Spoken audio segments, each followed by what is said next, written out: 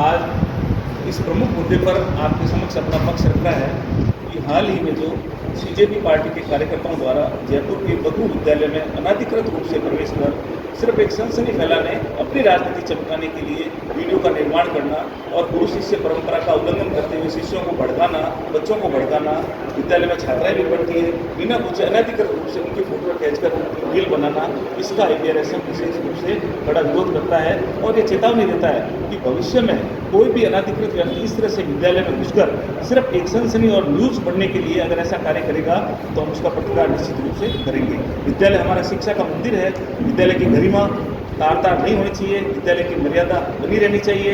और जो हमारी सरकार है उसने भी हाल ही में एक निर्णय लिया है जिसमें अधिकृत रूप से कोई भी व्यक्ति, जिसमें मीडिया कर्मी भी हो, उनके लिए कोई पाबंदी नहीं है, लेकिन कोई भी ऐसा व्यक्ति जो विद्यालय में प्रवेश करने का हकदार नहीं है, अनाधिकृत रूप से ट्रेस पास के रूप में अगर विद्यालय में आता है, वीडियो बनाने का प्रयास करता है तो वो उचित नहीं है, उसका हम विरोध करेंगे। सरकार के द्वारा विद्यालयों में संवैधानिक रूप से ऐसी नियुक्तियाँ की गई है, ऐसे बोर्ड बनाए गए हैं तो विद्यालय का निरीक्षण करने, विद्यालय को संरक्षित करने के लिए अधिकृत है, SDMC है जिसमें गाँव के सदस्य होते हैं, सब उसमें निहित है।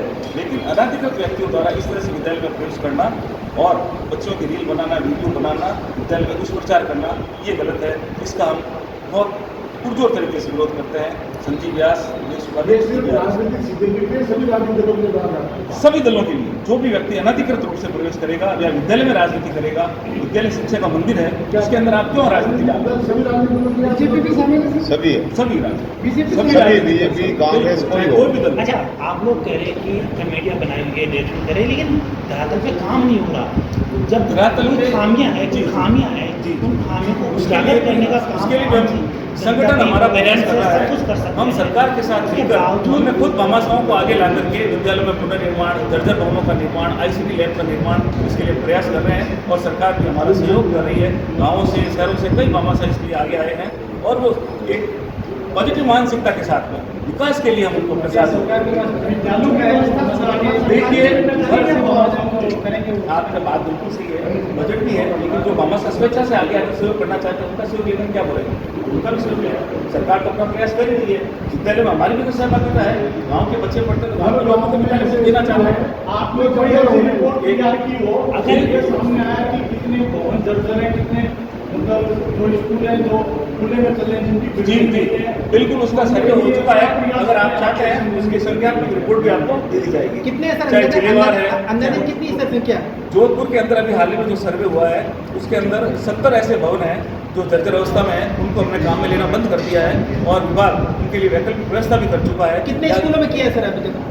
अभी मैं आपको फिलहाल एक पूरी सूची उपलब्ध करवा दूंगा जिसके अंदर संख्यात्मक आंकड़े आपको दे दी जाएगी।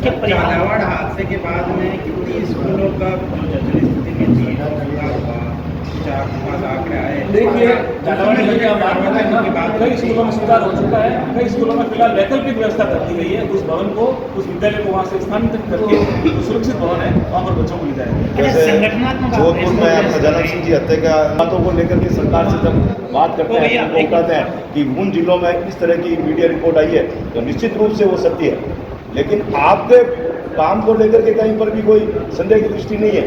लेकिन जो आपके न जैसे बनकर के करना चाहते हैं उसका पुरजोर आप कीजिए, लेकिन जब आप लोग जो काम करते हैं उसमें एक सुधार की दृष्टि होती है, आपका कोई उसमें निजी नहीं होता है। लेकिन ये लोग जो अब जो जिस दृष्टि से काम कर रहे हैं उस दृष्टि को लेकर के विरोध, आज तक तो ऐसा नहीं हुआ, लेकिन उनकी मानसिकता को लेकर के संदेह, उस मानसिकता का